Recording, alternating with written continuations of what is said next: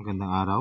So let's continue our discussion on curvilinear motion in rectangular components. Okay? So again, based on our previous discussion, ang ginagawa lang natin sa rectangular components ay hinihiwalay natin yung x and y component ng ating motion. Magkakaroon tayo ng bx, magkakaroon tayo ng by, ax, and ay. So basically, sinusundan lang natin yung Cartesian plane. Similar with how we do or with how we solve yung mga projectile motion.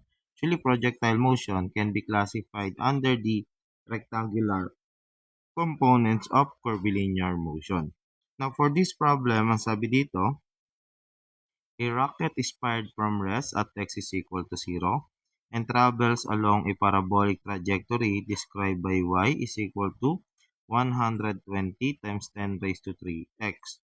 If the x component rather of acceleration is 1/4 t squared meters per second squared, where t is in seconds, determine the magnitude of the rocket's velocity when t is equal to 0. Okay. So, ang tinatanong sa atin ng problem is the magnitude of the rocket's velocity. So, ang tinong ay velocity. Sabi natin that velocity is square root of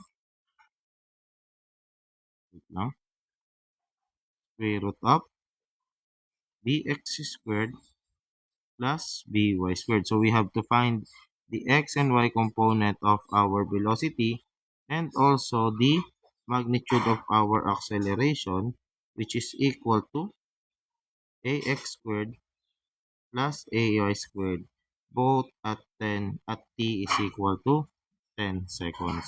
So, ano yung mga binigay sa atin ng problem? Sabi ng problem, the rocket is fired from rest. So, at time is equal to 0, our initial velocity is 0 and our initial position is 0.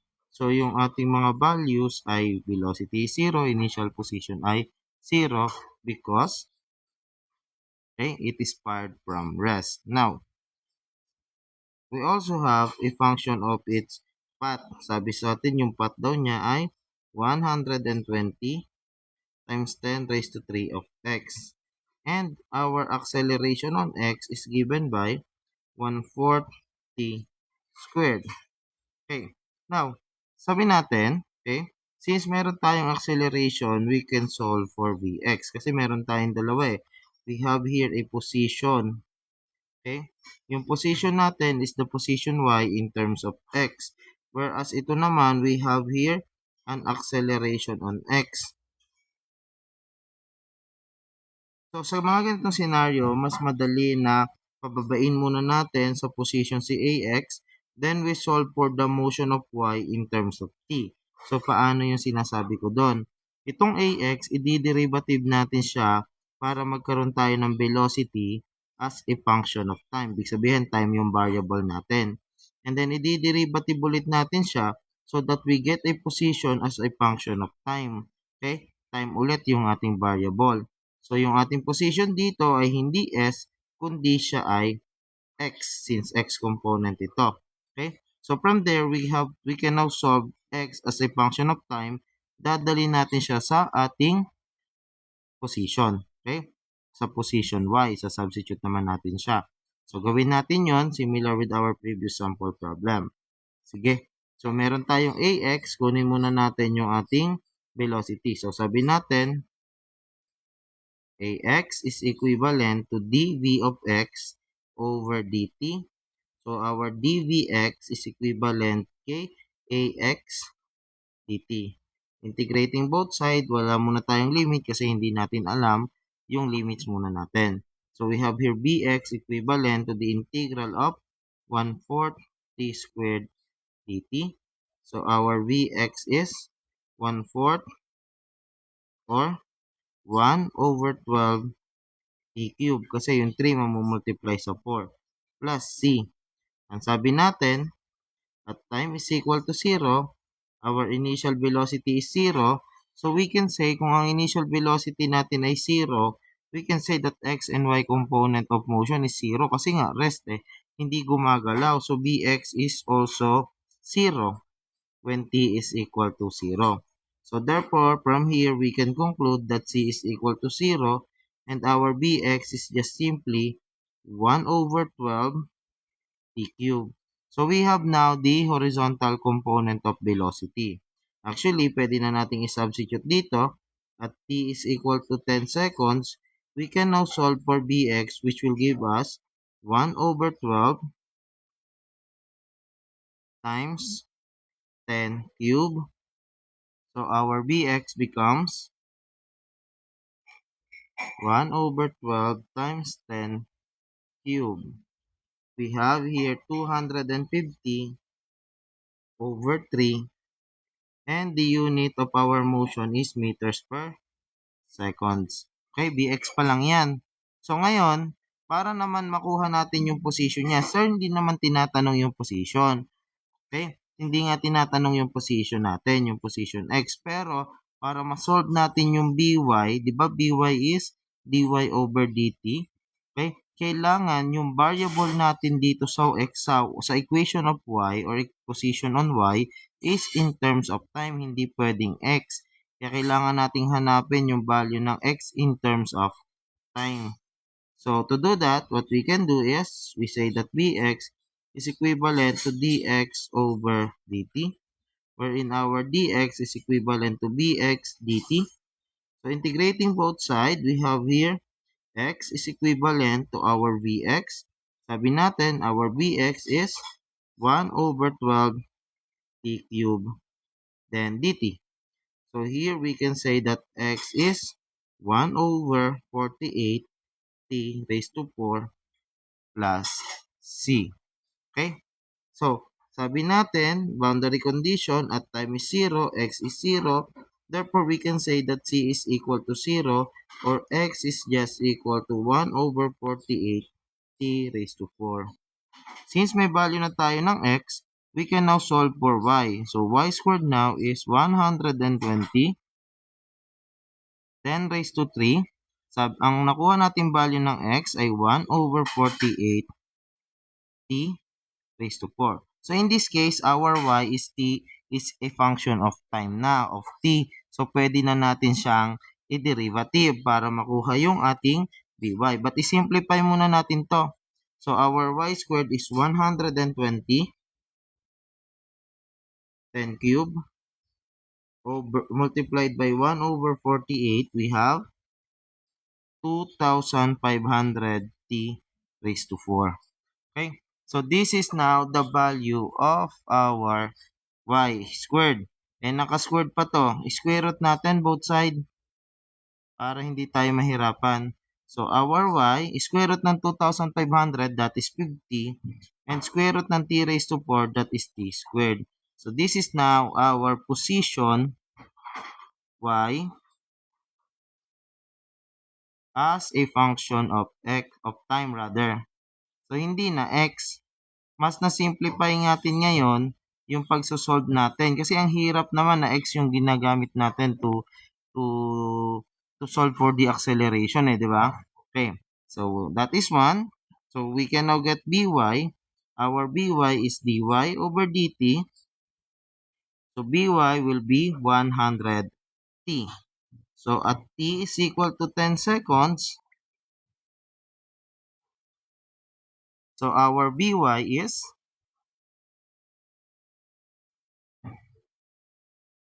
100t, 100 times 10, that is 1,000.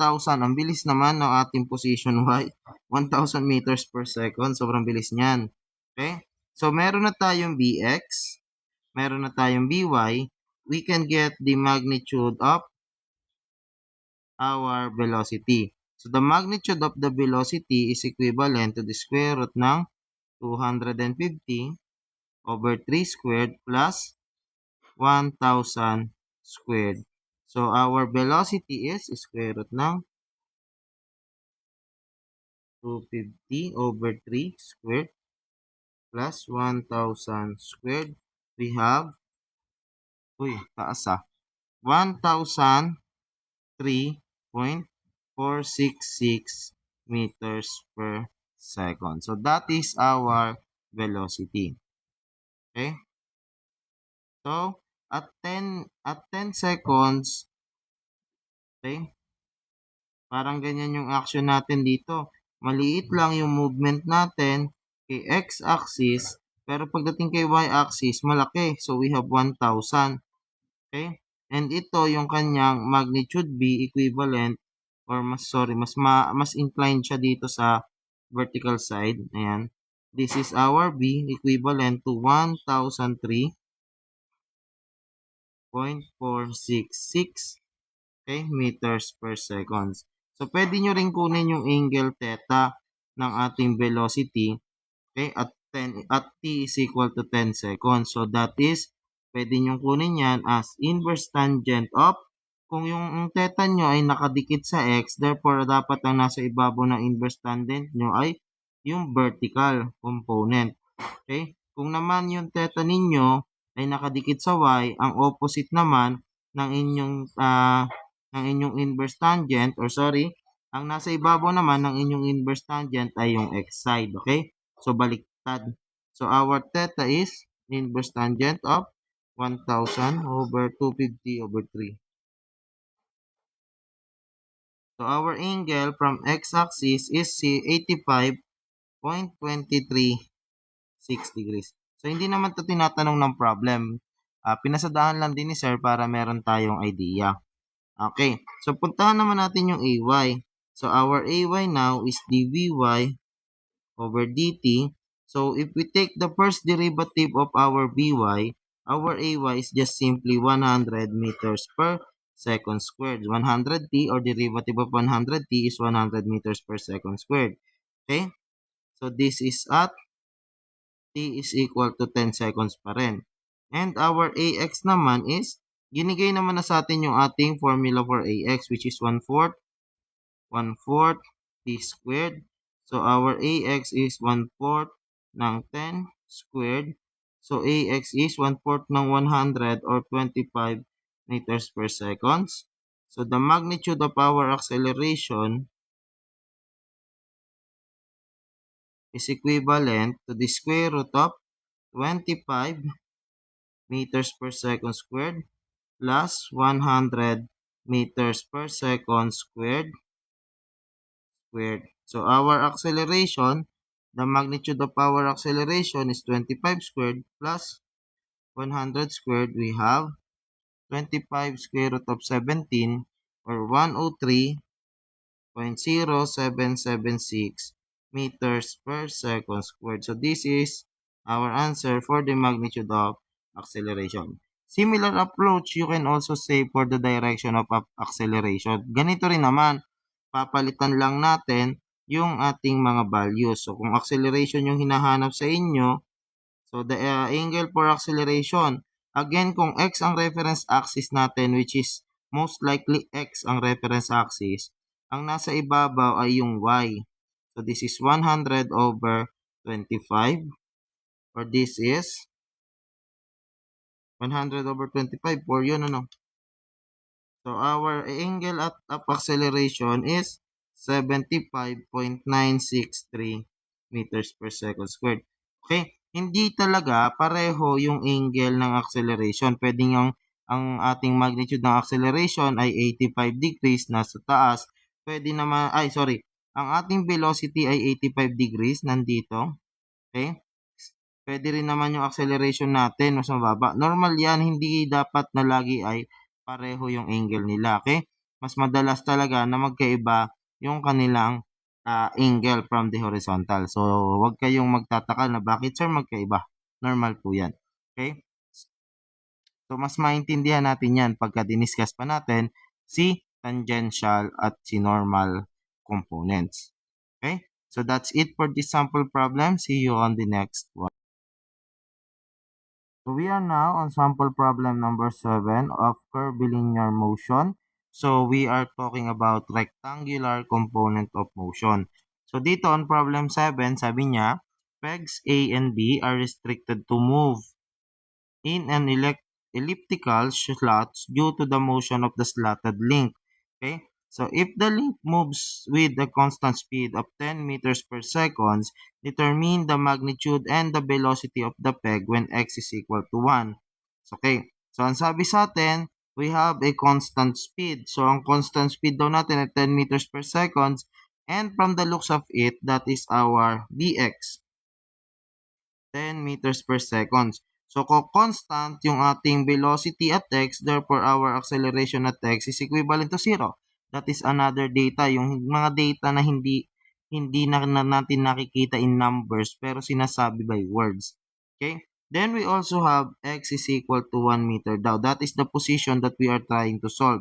Ang tanong sa atin, determine the magnitude of velocity. Ano daw yung ating magnitude ng velocity? At ano daw yung magnitude ng acceleration given this condition. Okay. Meron pang ibinigay ng isa yung figure. The movement daw or the path is x squared over 4 plus y squared is equal to 1. So, ito yung movement ng path natin. Unfortunately, unlike nung kaninang problem na meron tayong pagbabasihan dito. Okay, sa problem na to, meron tayong ax na pwede natin dalhin papunta kay x lang para makuha natin si x as a function of time. Then si y magiging function of time na rin. Dito wala tayong ganon. Ang meron lang tayo is the path. So we are going to use this path, okay, but with a little trick. Okay? Sige. Kunin muna natin yung velocity. Sabi natin, our velocity is the first derivative of our position. So instead na magkahiwalay nating sosolvein yung position, we will use simultaneous natin sosolvein to. Okay? So simultaneous, ibig sabihin, hindi ko lang kung tama yung spelling ko ibig sabihin sabay. Okay? So, kunin natin yung ating first derivative. So the first derivative here, okay, so dito gagana na yung ating mga idea sa differentiation. So we take the derivative of this in terms of time. So we have here d over dt of x squared over 4 plus y squared is equal to 1. So for x squared, pwede kong ilabas si 1/4. The derivative of x squared is 2x. But since we are differentiating over time, sabi natin, yung dx over dt, that is vx. So dito, yung ating sa halip na dx yung ilalagay natin dito, ang ilalagay natin ay vx. So we have here 2x vx. That is the derivative of x squared. Pagdating naman sa y squared, or sorry, 1/4 dapat ito. Sa y squared, ganun din. So, the derivative of y squared will be y or 2y multiplied by by, which is equal to 0, the derivative of 1. Simplifying, this becomes x vx over 2, okay, plus 2y velocity of y equivalent to 0. Now, we have a boundary condition at ang sabi sa atin sa boundary condition, we have x is equivalent to 1 meter. So, we can substitute the 1 meter here sa x na to. And also, we can solve for the y when x is 1 meter. So, at x is equivalent to 1 meter, ano yung value ng ating y? So, ano yung position ng y natin? So, that will be 1 squared over 4 plus y squared is equal to 1. So, our y squared is equivalent to 1 minus 1/4 or our y is square root of 3/4. Or basically, we can simplify this as square root of 3 over 2. So, this is our y. Meron na tayong x and y and then meron tayong constant velocity. We can solve for vy. So, sige, try natin. Sabi natin, our x is 1. So, this is 1. Our bx is 10 meters per seconds. Lagyan kong, wag na unit kasi malilito pala tayo. 10 meters per seconds divided by 2 plus our y is square root of 3 over 2. Then, hanapin natin si by equal to 0. So, here we can now solve for by, which will give us, if I'm not mistaken, this will be a negative value. So, we have 5. Pag tinranspose ko, that will be negative 5. Makakancel na to. Over square root of 3. So, we have negative 2.8867. So By is 2.8867 meters per seconds downward. Okay? So pababa naman yung direction ng ating By. We can now get the resultant or the magnitude of our velocity, which is square root of our Bx 10 meters per second plus our By is 2.8867 meters per second. Okay, squared natin yan. So we have B equivalent to square root of 10 squared plus 2.8867 squared. We have 10.4083 meters per seconds. Okay, this is our answer for this problem. And as for the direction, our Bx is 10 meters per second toward this direction and our By is pababa. So, mas maigsi siya. Okay? Pag ganun lang. Which is 2.8867 and the magnitude of our resultant ay nandito 10.4083 meters per seconds. Okay? Okay, so that is problem 1. Meron pa tayong pangalawa. Let's solve for the magnitude of our acceleration. So, ang nakuha natin first derivative. So, this is our first derivative na. Derivative. So, ang nakuha natin sa first derivative ay mga velocity. So, i-differentiate ulit natin siya with respect to time. So, our acceleration is the derivative with respect to time ng ating velocity.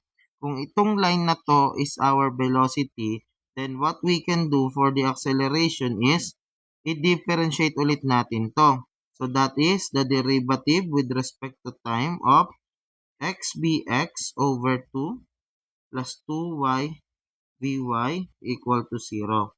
So, ang derivative ng first term natin, ilabas ko si 1 half. Ang derivative ng xbx, medyo magiging mahaba ito kasi kailangan natin gumamit ng product rule. Sabi sa product rule, kapag meron ka daw derivative ng uv with respect to time, yan yung nangyari. We have udv plus VDU, di ba? Okay, so yan yung derivative ng UV and this is both with respect to time. Ini-differentiate natin. Okay, so this is our U. Ito yung B natin. So the first part is X. Ang derivative ng BX with respect to time is AX plus meron naman tayong BX. Ang derivative ng X with respect to time is also X. Okay? Plus, meron tayong 2. Pagdating naman sa y, kunin ko si y. The derivative of by with respect to time is ay. Plus, meron tayong by. The derivative of y with respect to time is also by. Sorry dito. This should be bx also. The derivative of x with respect to x is bx. And this is equal to 0. So, simplifying, we have 1 half x ax plus 1 half bx squared plus 2y plus 2by squared equal to 0.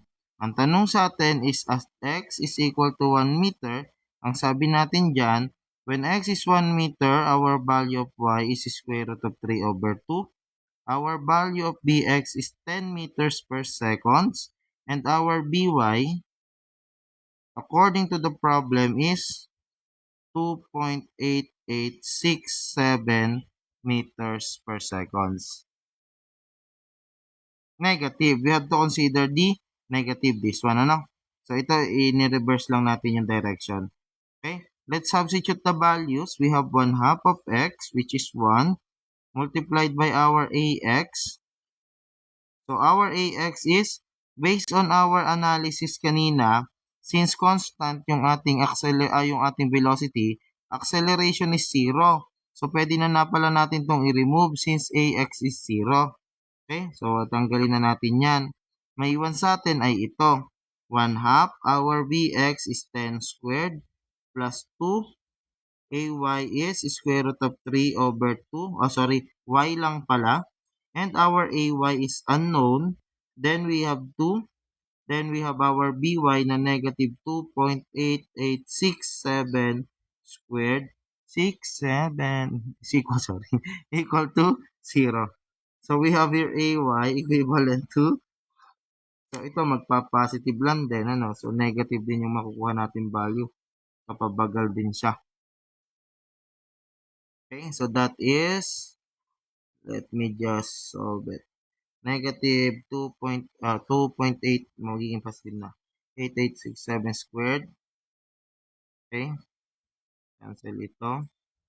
10 squared is 100 divided by 2 is 50 divided by square root of 3. We have here 2 may times 2 pala dito. Hindi ko na i-multiply ito sa 2. Okay, let me just multiply it by 2. The answer is 38 negative 38.4896. So 49 na lang meters per second squared, or that is our ay is 38.49 meters per second squared downward, pababa. Okay? So hinihila tayo pababa. Okay? So our acceleration is square root of 0 squared plus 38.49 squared. So ang kalalabasan lang din yan ay 38.49 meters per second squared. This is the magnitude of our acceleration. And this is how we solve a problem like this. Again, in this problem, balikan lang natin konting recap. Yung problem natin, marami binigay na condition. Binigyan tayo ng velocity, constant daw. So, dapat acceleration is 0. Kung constant ang velocity, acceleration ng 0. Constantly moving or in constant motion. Pagka ganun yung terms, the acceleration is 0. Then, ang tinatanong sa atin, ano daw yung ating magnitude ng velocity and acceleration when x is equal to 1 meter. But, the difficulty in this problem, ang binigay lang sa atin ay path. Yung ating motion lang. Yung ating path ng motion, saan siya pupunta. Okay? So that is x squared over 4 plus y squared is equal to 1. Unlike ng mga previous problem na nakahiwalay si x and y, dito magkasama. At wala tayong choice kundi isolve siya ng magkasama. So what we did is to take the first derivative of this position. This one is our position function. We take the first derivative of the position and we get the velocity function. So, sa velocity function natin, ito yung nakuha. Saan nang galing ito? Okay? So, pag dinerivative natin yung x squared with respect to time, ang maiiwan sa atin dyan, diba, ito i-derivative mo muna. Magkakaroon ka ng 2x. Then, magkakaroon ka dito ng dx over dt. Yung dx over dt na yan, that is bx. That is why nagkaroon tayo ng 2x dx. Eh sir, sabi sa amin dati, magiging 2x lang kasi yan eh. That is when you differentiate it with respect to x. Pag ito ay, pag ganito, that would be 2x dx over dx. Kaya siya naging equal to 1. But take note, you are differentiating over time. So, ibang case ito. Hindi siya magiging 1, but instead, magiging Vx siya. Alright? So, ganun din kay By at ganun din kay acceleration. So, yung magiging dVx natin ngayon over dt will be now Ax at ganun din kay y. So, this is our solution for this problem. See you on the next one. The final problem for our general curvilinear motion, we are talking about the rectangular components of a curvilinear motion. Sabi dito, the flight path of a helicopter as it takes off from A is defined by a parametric equation x is equal to 2t squared. So our x is equal to 2t squared. The position is a function of time and y is equivalent to 0.04 t cubed. So y is 0.04 t cubed, where t is time in seconds. Determine the distance the helicopter is from point A and the magnitude of its velocity and acceleration when time t is equal to 10 seconds. Okay, so ang time natin, ang condition ng problem, when t is equal to 10 seconds, we have to determine the distance traveled. So that is our delta S. Okay? Or if the total distance is concerned, that is our ST. Okay? Kasi yung delta S, that is displacement. Okay? And then we also have to find the magnitude of acceleration as well as the velocity. So parametric equation, medyo mas madaling tingnan, ano, magkahiwalay na si X and si Y. Alright? Sige. Sabi sa atin, at t is equal to 10 seconds, ano na yung position natin? So, our x position is 2 times 10 squared, which will give us 200 meters from our point A. So, nandito na around 200 meters. And our y is 0.0410 cube. 0.04 times 10 cube, we have 40 meters. So, ito na ngayon yung ating distance. So, kung hahanapin natin yung ating distance traveled, sabi natin kasi nung derivation natin ng curvilinear motion, di ba pag yung point A, point B nag-travel, the distance travel is this. Similarly din dito. So, we can use the Pythagorean theorem then. So, we can say that our distance traveled ST is equivalent to 200 squared plus 40 squared. So, hindi na natin kinoconsider yung path kung naka-curve man siya. So, this is 200 squared plus 40 squared. We have 203.961 meters. So, this is our position or our distance traveled after uh, 10 seconds. So, puntahan naman natin si velocity. So, madali lang ngayon ito. No? So, mas simple kasi nakaparametric na tayo, magkahiwalay. So, kunin natin yung velocity at t is equal to 10 seconds. So, our bx, that would be dx over dt, which will give us bx. Kunin natin yung first derivative nito. So, that will be 4t. Okay? So, at 40, so, therefore, our Bx is 4 times 10 seconds gives us 40 meters per second. Para naman kay By, that is equivalent to dy over dt. So, our Vy is, we have 3. Bababa si 3. So, magiging 0.12 t squared. Kasi yung 0.04 multiplied by 0.3, that is 0.12. So, our By is 0.12 times 10 squared. So, 100 times 0.12, 12 meters per seconds.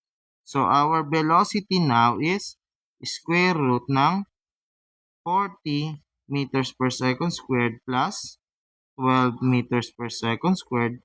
So, the velocity is